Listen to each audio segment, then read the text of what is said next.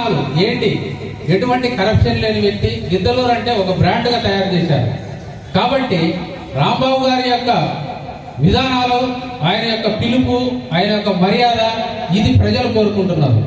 ఎందుకనగా ఆయన యొక్క పూర్తి స్థాయిలో కుటుంబాన్ని పక్కన పెట్టేసి నియోజకవర్గానికి ప్రతి స్థాయిలో ప్రతి వ్యక్తికి ప్రతి ఫోను ప్రతి అటెంప్ట్ చేస్తూ ప్రతి వ్యక్తికి ఏమండి, ఏమమ్మా, ఏమయ్యా అని మాట్లాడుకుంటూ పూర్తి స్థాయిలో ఈయన ప్రతి వ్యక్తి గుండెల్లోకి వెళ్ళిపోయాడు.